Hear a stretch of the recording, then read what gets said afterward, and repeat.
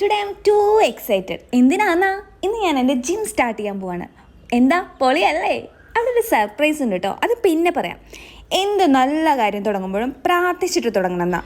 എവിടേക്കായി ഈ മുണ്ടൊക്കെ മടക്കി കുത്തി അടുക്കളയ്ക്ക്, അല്ലാണ്ട് പിന്നെ ഇങ്ങോട്ടാ അല്ലേ? അപ്പം നമുക്ക് അംഗം തുടങ്ങാം അല്ലേ? ഇന്നലെ ഉണ്ടാക്കിയ പനീർ ലേശം കേടായോ എന്നൊരു ഡൗട്ട് അവിടെ ഇരിക്കട്ടെ. അല്ല പിന്നെ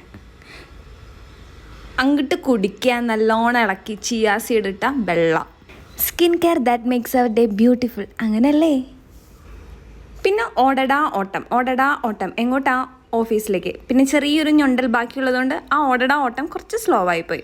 അങ്ങനെ ഓഫീസിൽ അന്തം വീഴ്ച് എന്താണ് അന്തം എന്തോ ഒരു സംഭവം ആയിട്ടിരിക്കുകയാണ്. പിന്നെ പഠിപ്പ്, അവിടെയും പഠിക്കുക തന്നെ. ജീവിതകാലം മുഴുവൻ നമ്മളിങ്ങനെ പഠിച്ചുകൊണ്ടിരിക്കണം എന്നാണ്. അങ്ങനെ കലാസഹൃദകരെ നമ്മൾ തിരിച്ച് വീട്ടിലെത്തിയിരിക്കുകയാണ്. തിരിച്ച് വീട്ടിലെത്തുമ്പോൾ ഉള്ള സ്വീകരണം അത്യധികം മനോഹരമായിരുന്നു. നിങ്ങൾക്ക് ആ കാഴ്ചകൾ കാണണ്ടേ? നമ്മുടെ പുത്രൻ ചെയ്തു വച്ചിരിക്കുന്ന കാഴ്ചകളാണ് ഇതെല്ലാം.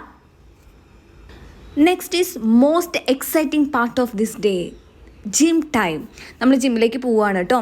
പക്ഷേ ജിമ്മിലൊരു സർപ്രൈസ് ഉണ്ട്. അത് ഞാൻ കുറച്ച് നാളുകൾക്ക് ശേഷം മാത്രം പൊളിക്കുന്നൊരു സർപ്രൈസ് ആയിരിക്കും കേട്ടോ. അപ്പം ഞാൻ പെട്ടെന്ന് തന്നെ ജിമ്മിൽ പോയിട്ട് വരാമെന്ന് പറഞ്ഞത് ജുഗുനുവിന് ബായൊക്കെ കൊടുത്ത് ജിമ്മിലേക്ക് ഇറങ്ങുകയാണ്.